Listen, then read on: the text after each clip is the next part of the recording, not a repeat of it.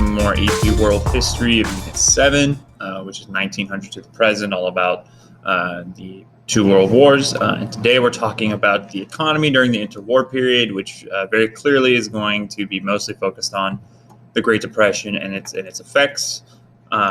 So let's get right into it. With the Great Depression, the first thing we want to talk about is a lot of the lasting effects of World War I. For example, or as part of that, I should say, millions of people died, which is going to harm any economy. Billions of dollars were spent during World War I that had to eventually be repaid through reparations and whatnot. We also see that the losing nations, not especially Germany, because you see Austria-Hungary and the Ottomans both get dissolved as empires. But Germany in particular is going to be important for our story because a lot of what happens during the Great Depression, due to the Treaty of Paris, or the Treaty of Versailles, the Paris Peace Conference, a lot of that's going to lead us into World War II pretty directly. For example, Germany having to pay massive reparations, almost billions of dollars in reparations. They couldn't pay. They did not have the money. They didn't have the economy. And so what the German government does, the Weimar Republic does, is that they start printing more currency, more money, which leads to massive inflation, or at least is one of the major causes of the hyperinflation of the 1920s in Germany. Meanwhile, at the same time, France and Britain are also struggling to pay the loans back to the United States. And a lot of this is due, in fact, to the Germans' inability to pay their debts to France and Britain. So it's this kind of cycle of debt that's getting paid around, right? The Americans, the Americans have all this debt from Britain, France, and Germany. Germany pays their debts to Britain and France. Britain and France pay their debt to the United States. The United States then, through private investors, they have been investing money into the German banks, right? Therefore, essentially keeping this cycle going, right? But what we're going to see is the American financiers are going to pull out of German banks during the Great Depression, and that's going to put that entire system to a halt. Therefore, really hurting a lot of the economic potential of these four countries in particular, and then other countries they traded with at large. Before the Great Depression, let me actually talk about the Soviets. I apologize. The Soviets, meanwhile, refused to pay for any of their debts, basically saying that a different government took on those debts, not them, right? So they're not responsible for them. But in the 1920s, we see major economic gains in most of Europe, mostly due to kind of the return of this labor to the labor sectors, as well as the kind of new inclusion of women into many new sectors, right? You have a lot more labor able to do work. But that gets all ended by the Great Depression, which is solely focused in the United States as an event, and then its effect is widespread globally, right? Let's talk about those two major causes of the Great Depression, and a lot of this isn't necessarily in the book, but it's stuff I think is helpful to understand what happened with the Great Depression. So first off is massive agricultural overproduction. And so during World War I, what we see is that obviously as European farmers are not able to farm, either because their farms have been destroyed in the war or because they're fighting in the war themselves, we see American and Argentinian farmers increase their production of food, right? And so that kind of helps cancel out a lot of the issues that occur due to the lack of farming in Europe, right? Because they're bringing a lot of that food over to Europe. Well, when the Europeans return from war, they want to go back to farming, right? All those farmers who were fighting now want to continue on with their lives and return to farming. The problem is that the Argentinian and American farmers are used to this high level of profit, right? So they don't back down their farming production to pre-war levels, right? They keep it where it was, right? So because of that, what you see is way too much food on the market, which leads to a massive price drop for food. Now, for consumers, this price drop is excellent, right? And obviously, more food, the cheaper food is, the more food you can have, right? Essentially, you become wealthier overnight when the price of food drops. But the problem is on the producer side. The producers, the farm owners, right? The farmers themselves are not making enough money to keep their farms together, right? And a lot of farmers had loans out, had taken loans from banks, right, in a hope of trying to either expand their farming business during World War I or after World War or just were kind of down on their luck and needed that money for whatever reason. And so what you're going to see is a lot of these farmers who have these massive loans and then now don't have the prices on the food they're producing to pay them back are going to start defaulting on their loans, defaulting on their mortgages, which is going to simply just make a lot of money in the American economy in particular disappear. The government or the banks take the money of people who invested into those banks and they give it to these farmers for these loans. Right, so it's not like the bank is losing somebody's fake money, right? They're losing real people's money when these farmers have to default on their mortgages because they can't pay them, which if you don't know what mortgage is, it's essentially a loan on property, right, on land. So that's a huge issue, and that's going to kind of just really dovetail in with the next part here, which is the stock market crash of 1929. This is the direct cause, probably most aptly the direct cause. So the problems that's going on with the stock market here is market over speculation, where what that means is that people are investing a lot of money into the stock market, but what's happening is that people are investing money into companies in the stock market that frankly don't have the ability to match the expectations these investors have for that company. Right. A lot of times, people invest into a company in the hopes that's going to strike big, right? The value of the stock will go way up and then they can kind of cash out at a higher level and make lots of money for themselves, right? Well, so what you're seeing then is because money is so cheap at this point, because interest rates are very low, what you see then is that a lot of people are just kind of throwing money around. And let's not also forget margin buying on the margin, which is not, I don't believe it's a thing anymore. I'm not a financial guru here. But basically, people were buying stocks by taking out loans. People were buying stocks, 20% of a stock. They're spending, if a stock costs $100, the people themselves are spending only $20 on the stock itself, and $80 was being loaned to them by the bank. And so it creates this very fragile state, right, where if any one thing gets pulled out of this Jenga tower, it could all collapse, right? And that's essentially what happens when the rural banks collapse due to the lack of farmers paying them back. And essentially what happens is there's a lot of over speculation, and then what you see is a lot of financial journals start to kind of recognize this fact and start publishing this fact, this idea that, hey, people are probably a little bit over leveraged, right? There's probably too much money in the stock market for what's actually valued there. And so individuals react to this by pulling all the money out of stocks, pulling their money out of all the banks, right? Trying to just hoard their money for themselves. But with the problem is that once you see these farmers defaulting, right? If Dave's $100 in the bank went to a farmer to pay for his mortgage, and then he can't, that $100 disappeared, right? And so we have these bank runs occur where everybody's trying to get their money out of the bank before all the money's gone, but it eventually disappears. And so that's a major kind of effect of the stock market crash here as well, or just kind of maybe in tandem with it. And so, yeah, that leads to the stock market crash. That leads to the Great Depression. It's pretty bad. And Germany in particular gets hit really hard because, again, these American investors are pulling money out of German banks. These banks completely fail. And on top of that, this is an international economy. And we've talked about it in previous units, these export economies in Africa, Asia, and Latin America suffer really greatly because the places they export to don't have the money anymore. Right? These industrial nations don't have money because of the Great Depression, because of the stock market crash.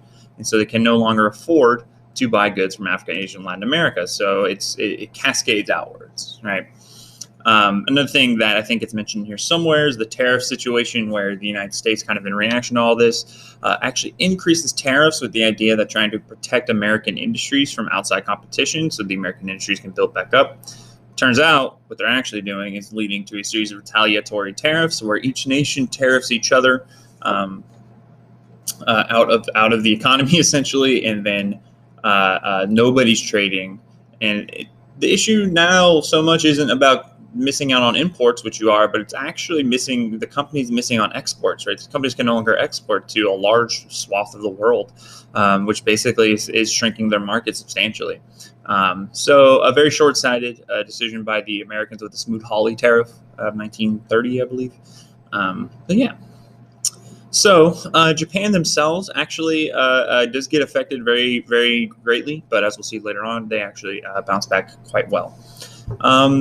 And it is into this realm, it is into this world that we see one of our kind of great economists that we've had. We had Adam Smith with the laissez-faire, invisible hand of the economy, right? Let the economy, be itself, and now that will make it the most efficient.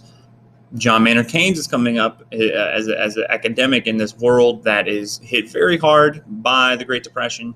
And so he challenges laissez-faire economics, right? This idea of just letting the economy go, because when the economy is good, letting the economy go is a good idea. When the economy is bad, letting it go is just going to lead to it getting worse, right? And so Keynes believed that the government had needed to intervene during times of crisis.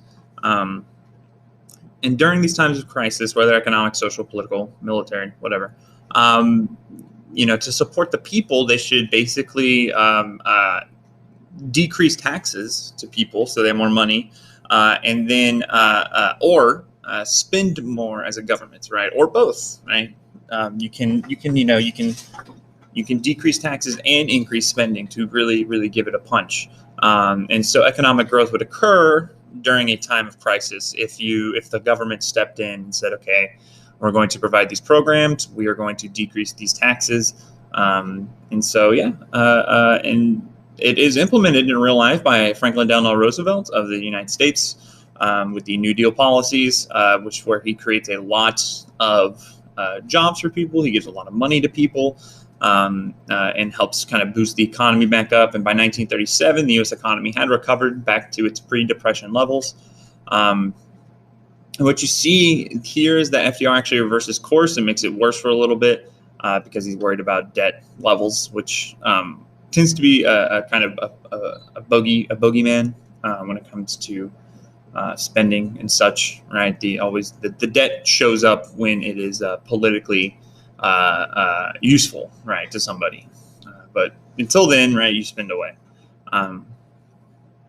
However, the U.S. economy will fully thrive due to World War II. And in fact, you can make a pretty sound argument that America is essentially a military economy in the role that the military plays in production during when times are good economically in the United States. So, as we talked about, the Depression starts in the United States, spreads pretty quickly to their allies, France, Britain, Germany as well, obviously, the people that trade with the most. And then it spreads globally again due to this slowdown in international trade, due to the Smoot-Hawley tariff, which then led to a series of retaliatory tariffs, basically putting up walls for any foreign countries to trade with each other. Again, in an attempt to protect domestic industry. Right. Japan, meanwhile, they actually bounce back very quickly by devaluing their money. And essentially what they're doing here is let's say, Japanese yen is worth, one Japanese yen is worth $1, just for sake. It's not at all. I think it's I feel like it's like 10 yen maybe is $1. It's either 10 or 100 yen is $1. I forget which one. At any rate, if the conversion rate is $1, one American dollar to one Japanese yen, and then the Japanese government devalues the Japanese yen to say that $1 is actually worth 2 Japanese yen, right? What happens then is that Japanese goods to foreign nations are much cheaper, right? Because if the price is the same amount in Japanese yen as it previously was, then that means that the $1 American dollar now gets double the amount of Japanese products, right? And so that makes them very popular in terms of exporting, and actually kind of helps fill that gap that we see the Americans leave due to the Smoot-Hawley tariff. But on top of that, we do see Japan kind of turn towards a militaristic society in the early 30s, and they begin to ramp up their production of military goods, which also stimulates the economy, just like it will later on in the United States. Meanwhile, in Russia, We have a couple things going on. First off, during the reign of Vladimir Lenin, we have a civil war between the Bolsheviks, the communists, and what are called the whites. It's the whites and the reds. The whites, the book kind of talked about a different groups of people, and there absolutely are, but I think the main thing we want to focus on is that the whites want to return the Tsar to power. They want to bring back the old ways of Russia. Lenin obviously wanted to keep communism. And so this civil war leads to a standstill in the economy due to the civil war. And so Lenin also kind of looks around and realizes that the economy is basically about to collapse during the civil war. And so he moves away from some of the most harshest aspects of communism when it comes to private trade and things like that. Farmers were allowed to now privately trade small amounts of their food to get money and stuff like that. So we do see a lot of the economic restrictions of communism disappear here. But we still see the totalitarian political control aspect of communism still there after Lenin. And then the new economic policy of Lenin goes away with Lenin when he dies in 1924. So for about 4 or 5 years, there is a kind of battle for power within the Soviet Union, within the Communist Party, specifically between Joseph Stalin and Leon Trotsky. But what we eventually see is Joseph Stalin takes complete control of the Soviet Union, what's called the Politburo, which is the political bureau, I believe, or something like that. The major group of Soviet leaders, and he will remain in power for 30 more years. And he abandons the new economic plan, which had again some aspects of capitalism in it, for a 5-year plan, which is a very regimented attempt to transfer Soviet Union to an industrial state, to kind of move away from the dependency on farming and go towards industrialization. And the key component of the 5-year plans of forcing people to move into industrialization is the collectivization of agriculture with the kolkhozs. The kolkhozs are peasants who joined together to farm, right? These different collectives. But what we see here is that instead of these collectives kind of determining what to make for themselves, these kolkhozs are forced by the government to produce a certain amount of one particular good, or two per however many goods, right? And they have to reach goals set by the government. That's actually going to lead to a lot of issues and a lot of issues when it comes to different regions counting how much food they have produced for the Soviet government. It's going to lead to some famines, because what you're going to see is that due to the fear that Stalin strikes into the Communist Party, basically everybody lies to him and tells him everything's perfect. And so because of that, you see that a lot of these regional leaders will say, no, we have all the food, and it turns out they don't, and that's a problem. We see farmers, of course, resist this because they want to, keep their own land and whatnot by burning their crops and killing livestock. But what we see is, and the goal of this is that a lot of the farmers move to urban areas to engage in factory work. Okay, so the effects of this is that collectivization is a massive failure. It leads to a massive famine in the Ukraine, which is actually the breadbasket of Europe, frankly, a massive wheat producer. In fact, I think that's what that might be what the gold on the flag represents. I forget. But we do see heavy industry grow massively. Heavy industry being just massive. It is things like literally massive machines being built, but also it's also more about kind of natural resource extraction for industry, iron into steel production, oil production, those kind of things, right? It creates lots of jobs for the Soviets. Another very nice thing about having this controlled economy, or not another, but a very nice thing, is that it keeps the cost of living very low, right? So it's very easy for people to live in the Soviet Union and actually, live cheaply, right? But the opposite side of that, right, is the standard of living itself is not particularly high. Stalin's brutality at that point was kind of covered up, but pretty widely known today. Anybody who crossed him, or he even thought who crossed him, were executed or exiled to the gulags. Millions of peasants died again due to the famines, due to poor farming policies, and then the censorship of the press. It's not even the censorship of the press. The government controlled the press, right? It leaves the rest of the world completely blind to what was going on within the Soviet Union, which we see in other current, I guess we call, states that exert a lot of control over their people. Here's where this gets interesting, though, is that the Soviet Union, despite having a lot of economic failure, during the Great Depression, the Soviet Union is able to at least present a face of economic success while the rest of the world is failing. And so we see a lot of people attracted to communism during the Great Depression because it seems that there are at least some things about the idea of government control of the economy that can help protect from things like the Great Depression happening. And so this is a big challenge to Western capitalist countries, and in fact, it's going to kind of set the stage for the Cold War as well. Right, the Great Depression will help lead us into that. Last thing for this video is talking about revolution in Mexico.